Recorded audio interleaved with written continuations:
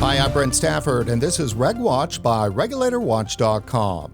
The World Health Organization's Framework Convention on Tobacco Control will hold COP11 in Geneva this November 17th to the 22nd. It's a closed-door meeting of nearly 200 countries shaping global tobacco policy. RegWatch will be live that week covering the Taxpayers Protection Alliance's Good Cop 2.0, the Tobacco Harm Reduction Counter Conference to COP11. What's the political philosophy and strategic purpose driving the event? And is the WHO's FCTC doing more harm than good? Joining us today to answer those questions is Martin Cullip, International Fellow at the Taxpayers Protection Alliance. Martin, thanks for coming back on the show. It's good to be here, Brent. So let's get off right to it here. Does the World Health Organization actively oppose safer nicotine products? Unfortunately, yes. I think there's no clearer sign of that than the agenda that's coming up for the Conference of Parties, the 11th Conference of Parties in Geneva next month, and was also apparent at COP10 in Panama. There are now more items on the agenda about safer nicotine products than there are about combustible tobacco. And considering the treaty was supposed to be about reducing the harms of tobacco use and tobacco smoke, that seems a bit strange, you know. So let me understand this right. The tobacco control, the global treaty organization has more items to deal with safer nicotine products than tobacco products. It's about all it's spoken about. It's about all the WHO and FCTC has spoken about in the last couple of years, at least, maybe more. It's constantly. I mean, the World No Tobacco Day regularly now just talks about quitting using safer nicotine products. It doesn't talk about smoking anymore. It talks about quitting vaping, and it talks about flavors, and it talks about youth use and everything else. And this is this pivot that they've had, where they've pivoted from saying smoke free to nicotine free, and you can see it happening in real time. When COVID was coming across the Atlantic to the UK or wherever, when COVID was coming all over the world, basically, they spent their time tweeting about vaping and why you should give it up, and saying that e-liquid is flammable and burns your skin and things like that. I mean, what possibly could show you more that they're so interested in stopping these devices that they're actually more focused on doing that than actually tackling a global pandemic? Does the WHO's anti-nicotine approach then actually create harm for consumers and the public? I'd say so, yeah. I spoke to Derek Yak today. I did a webinar with him, and he was saying, and remember, he's someone who is involved. He was one of the foundation members of the FCTC treaty, and he was saying that their opposition to these products could possibly be costing around about 100 million lives. I mean, that's a lot of people, and you have to wonder why they're doing that. Why are they doing that? I don't know. If you're cynical, you've got to say there's a lot of jobs threatened in tobacco control by this. In the UK, we have a lot of people with vape, and if you just think, I think I'll quit smoking, I'll go to the vape shop in the high street or the main street in America and buy my own vape with my own money. Well, you don't need smoking clinics, you don't need smoking cessation advisors, you don't need anti-smoking groups, because people are just doing it themselves at no cost to anyone, no cost to the government, only cost to themselves. So if you're cynical, you're saying, well, it must be because of the prestige and the lack of employment opportunities these people get. That's the only thing I can think of, because if you couple that with the fact that they've changed the target from smoke-free to nicotine-free, well, they know very well that nicotine has been used for about 12,000 years. They're never going to stop nicotine use. It's just impossible. So they have a forever job there, don't they? If they say we want to make the world nicotine-free, well, they know that will never happen, which means they're going to be employed all of their lifetimes, and the generation after of them are going to be employed. So that's the only thing I can think of. I mean, what else is there? I can't think of any other reason, you know? So outside of supporting the tobacco control industrial complex, keeping their jobs, it's got to be linked to control in some manner. For one, to maintain the lie that nicotine deserves a global prohibition, that requires a lot of mendacity, doesn't it? I think it's also because they just don't like industry. The people who go into tobacco control tend to be people who just dislike industry, not just tobacco industry, industry of any kind. So they constantly talk about how they want to destroy the tobacco industry. The first time I heard that was 2018 at the World Conference of Tobacco or Health in South Africa. And they just came out and it was an announcement right at the start. We are going to destroy the tobacco industry. Well, that shouldn't be what they're doing. They should be trying to get rid of the harms from smoking. It doesn't matter who makes the product, or it shouldn't do. But again, if they're just opposed to industry, that's where I think a lot of this is coming from. If they're opposed to industry, is it actually like a pure socialist or radical left wing kind of a position, or is it something else? Well, there are NGOs that go to COP, like Corporate Accountability and other NGOs like that, which are basically their mission statement is that they just don't like industry. And it's not just tobacco industry. They don't like the food industry. They don't like big pharma. They don't like the fossil fuels industry. They don't like any industry, big food, big alcohol. So if they're just opposed to that, they are a good fit, it seems, for the Framework Convention. But the Framework Convention, remember, is paid by taxpayers. The WHO is paid for by taxpayers. They shouldn't be taking sides on something like this. They should be taking all viewpoints and all stakeholder viewpoints on every issue. And why should industry be cut out just because a few people just don't like industry? Industry throughout history has always innovated and solved problems for the human race. We wouldn't have transport if it wasn't for industry. We wouldn't have loads of different consumer products if we weren't for industry. iPhone wasn't made by a bunch of bureaucrats in the WHO. The iPhone was made by private industry. And throughout history we have these examples, but these people just don't like industry. Well, if you get rid of industry, you're going to get rid of innovation. And this is what we're seeing with the FCTC and with WHO. We have innovation that can solve their crisis, as they call it, of people smoking and dying. Here, there's the innovation. It's been made by private companies, and they just don't like it, and they oppose it. What's truly at stake at COP11, not just for vapors, but for global public health? Well, what's at stake? What is at stake is safer products are at stake at the moment, and there has to be a gear shift there, I expect, because. Again, it's just after talking to Derek today, it's fresh in my mind, and he was saying the amount of lives that could be saved if safer nicotine products were embraced rather than rejected by these organisations, and you have to think, well, what are you doing? I mean, why are you doing this? What you're doing is causing harm. It's causing far more harm than good, and unless we have some sort of pushback somewhere, then what the FCTC are doing with its conference of parties is just creating more harm and being a negative influence on the world, basically. Martin, as you know, the WHO's Framework Convention on Tobacco Control is being held in Geneva. Meanwhile, the Taxpayers Protection Alliance is hosting Good Cop 2.0 as well. It's the conference of the people, the counter-conference to COP11. What exactly is Good Cop 2.0? I think Good Cop 2.0 and Good Cop 1.0 before it in Panama was just to show that there is another side, there is another point of view. We're not allowed in to give that point of view to the conference itself. They bar everyone. For example, this year they invited people to apply. I've been to COP conference before in the past where you could just turn up and get a badge and you could go and see the opening plenary. Now you have to apply 60 days in advance. And some consumers applied, many consumers applied. None of them have industry connections whatsoever. They're just consumer adverts, and every single one of them was rejected. So we thought, well, this isn't acceptable. There is another viewpoint. There are other stakeholders. There are consumers who should be the loudest voice and the most listened to voice because they're the most affected. They're being shut out of the conversation. So we have this conference just to say there is another point of view. There are people who believe in harm reduction. There are people whose lives have been very, very positively affected by harm reduction.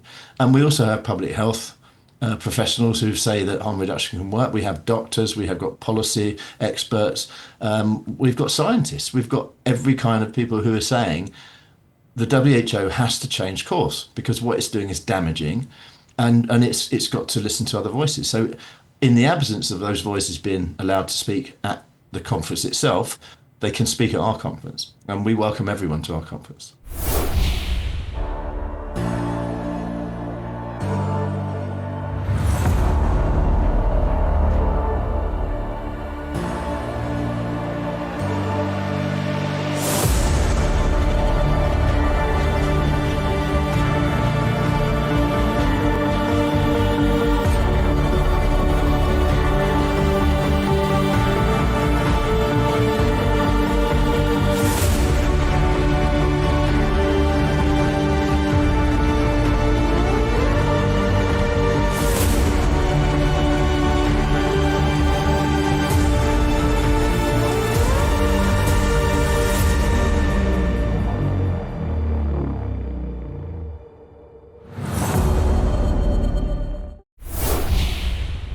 Martin, for Good Cop 1.0, you had 24 experts from 14 countries.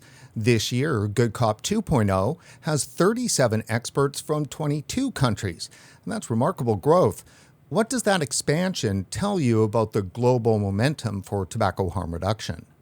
I think it means that we're a more trusted voice. I think the first conference, and I wouldn't blame anyone for this. Maybe they thought, the first time they've done a conference, is it going to be worthwhile? And it actually turned out to be quite an event. I was very pleased with how that went. So we get more trust, but also we're getting more input from people on the public health side. So this year we have Dr. Tiki Pang is coming, for example. Derek Yak I did a webinar with today. And you've got to ask you the question, why have so many former senior WHO employees become supporters of harm reduction?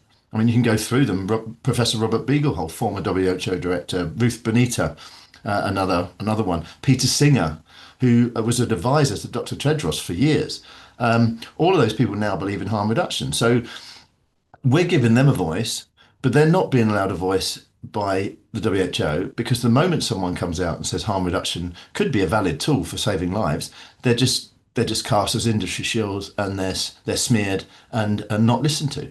So, but we're willing to listen to them, and we want to hear what they're saying, and we're getting more of that kind of person coming to our events. So I think this is why we've now got far more, and we've got an impressive lineup for Good Cop 2.0. I'm very pleased with the people we've got coming along, and some of the panels that we're going to have, and the opinions that we're going to be sharing. So that's the thing. If they're not going to be heard at the COP meeting itself, they're going to be heard at our meeting. And they should be heard. So the experts then are critical. Yeah, increasingly so. It seems to be the ones that WHO have got in each country. They seem to have some place person there, and it seems almost like this little cozy club they have where they can talk, they can speak things that are so outrageous. I mean, even each country, Philippines has got one, Panama's got one. They've all got someone. I spoke to some people from Uzbekistan recently, and they said they were talking about regulating nicotine pouches, and then this bloke from the WHO turns up and said, no, let's ban them. So each country has one of these like club members or cult members, and they just seem to be in their own little echo chamber there, and their little bubble where they just share silly ideas amongst each other, and sooner or later they're going to have to come out into the real world and see that the things they're advocating are not going to work in the real world, and what will work in the real world is harm reduction is already working. We already have 140 million users of safer nicotine products, and that's only going to increase. It's going to carry on. So if they're just standing there like trying to hold back the tide, then they're probably on the wrong side of history, really. Yeah, I think a lot of people in tobacco control, say 10 years ago, thought they could just wait out the tobacco users because they're all going to end up dying. And as long as they could hold back any new people joining, and obviously that's what's happened with safer nicotine products, is that it isn't just smokers. There are going to be plenty of adults who choose on their own to use a safer nicotine product for the pleasure. Mm. Yeah, I think I remember years ago when about 2010 when I first, or 2009 when I started writing about harm reduction products, thinking, well, there's no stopping this. There will be people opposed to it. And I thought, well, they can't. There's no opposition to it. But what they've done since is just simply closed in on themselves and smeared people and lied about people and set up websites to try and insinuate and imply that these people are working for industry or something. Whether they be, I mean, I know a lot of vaping advocates, consumer advocates all over the world, and I know the vast majority of them have never even spoken to it. A lot of them hate industry. They wanted to quit smoking. They really dislike industry because they felt industry was keeping them smoking. Now they've quit smoking and they're being smeared by the World Health Organization and others as being tobacco industry shills. I mean, this is unacceptable behavior. It really is. And it just seems they just think that's what they're going to do. They're just going to keep attacking and attacking and attacking and hope that their perceived authority will work. But on the downside, that could actually have a negative effect, because if they're shown and they're found to be lying to the people, if they're shown to be advancing ideas that are wrong and increasing that, so we're hearing more things from the WHO and the EU coming out with things that are blatantly untrue, like things like vaping is as harmful as smoking, which is there's no evidence behind that at all. But if they get found out for doing this, their credibility amongst the public is going to plummet. They're already in trouble because the WHO is perceived of having completely messed up with COVID. The worst time for them to now come out and start saying things that are untrue is now, because public health, and if public health loses its credibility and people start thinking, well, we just can't trust anything the WHO says, well, that is a much worse place to be than just them thinking we don't like people vaping. It's going to be a massive blow to their credibility. And imagine if another pandemic comes along and everyone tells them to get lost because we know you're lying.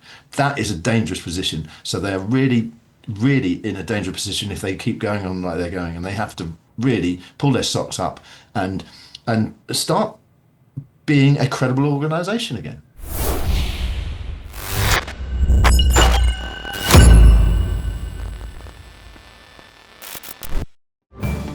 This November 17 to 22, the World Health Organization meets in Geneva for COP11, a closed-door gathering of nearly 200 countries set to rewrite global tobacco policy and push prohibition of safer nicotine products. But while the world's delegates meet in secret, the Taxpayers Protection Alliance's Good Cop 2.0 will meet in the open in Geneva to set the record straight. The Tobacco Harm Reduction Counter Conference to COP11, Good Cop 2.0, unites 37 experts from 22 countries to separate fact from fiction and confront the misinformation shaping global tobacco policy. You can watch Taxpayers Protection Alliance's Good Cop 2.0 each weekday from 9 a.m. to 4 p.m. Geneva time on YouTube at Protecting Taxpayers.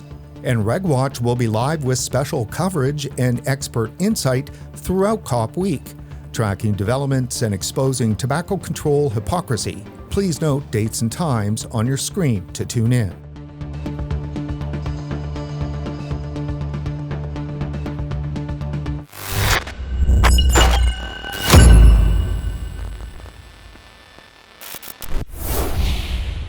For Good Cop 2.0 in Geneva, tell us about what's happening that week with the panels, live streams, and public engagement.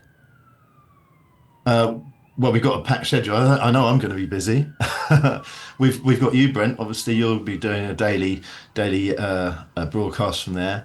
We're going to be watching what the WHO is doing. We've got a lot of panels with some really interesting conversations from some very interesting experts. We've got video messages we're hoping to show to the conference and to delegates. We're going to be watching the statements that come out from them. We're going to be asking, is the WHO going to reform? We're going to ask why consumers aren't listened to. We're going to ask why people who are supposedly in favour of public health are opposed to products which are helping public health. We're going to ask all these questions, and I'm hoping we're going to get some great conversations going. So I'm very much looking forward to it.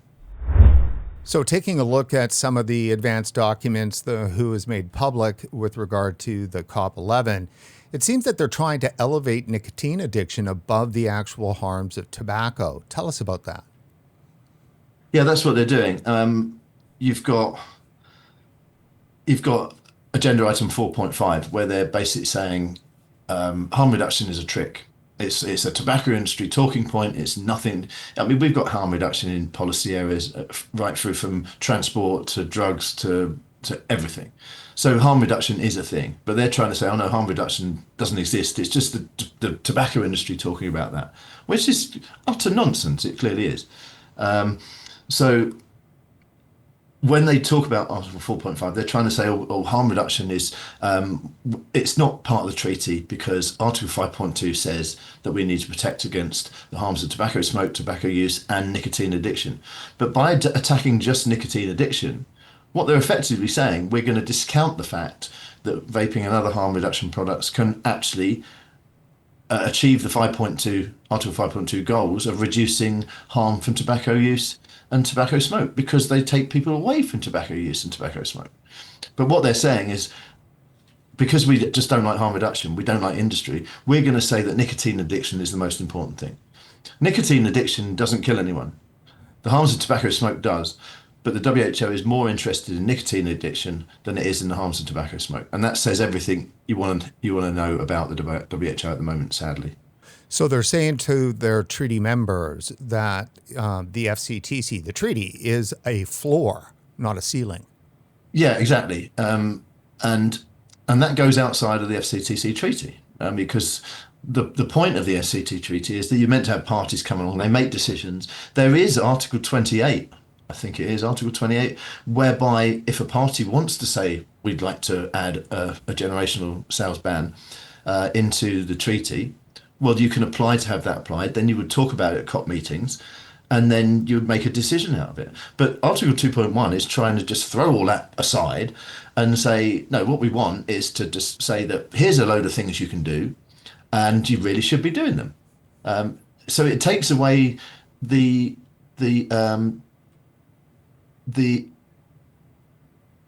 fact that parties can make their own decisions. It's basically saying this is what you can be doing, but it's almost pushed as an obligation. So they're saying, hey, these are the things you're doing, and what's more, you're going to report to us what these things you're doing. If say a party came back and said, actually, we don't want to do any of these things because we don't want to go outside of the treaty, thanks very much. Well, they can say, well, why aren't you doing this? Because you're meant to report what you're doing. The whole thing is exactly what you said. It's trying to get round the treaty, throw the treaty aside, and let's just like force governments into doing these madcap ideas, which are mostly experimental. They haven't got any evidence base behind them. Many of them are just saying, oh, we fed this thing into a computer and it says it might work. Well, that's not the way you should be doing any politics, let alone when you're dealing with people's lives. And Martin, finally, what outcome from Good Cop 2.0 would lead you to think that it was a success? Well, it's such a terrible agenda. The very best thing would be there's no decisions made. In fact, if there was any decisions made at all, that would be a disaster, I think. If there was decisions made on 4.1 of the agenda and 4.5 of the agenda especially, then that would be a catastrophe. So, but I'm hoping that governments will see that they're being gaslighted here. They're being excluded from the process. They're not allowed to have discussions. They're being taken out. They won't want, Articles 9 and 10, for example, they've been asking for a working group for years since 2018 when the FCTC Secretariat suspended it, and they still haven't got it. And when discussions happened on that in the last COP, it lasted for 6 days and they couldn't make a decision, which is probably the best thing to happen. So what's needed is basically governments to turn up to this thing and say, you're on the wrong approach, you're on the wrong track, you've completely lost your mission, WHO, go back to the drawing board and start again. Come back with us with decent proposals that fit in with science and are actually designed to improve public health and actually adhere to the science. So that's what delegations should do. So I'm hoping that this conference, if it happens and they have all these agenda items, that they get stuck and governments say, go back, get rid of all that stuff, come back with something which actually makes sense.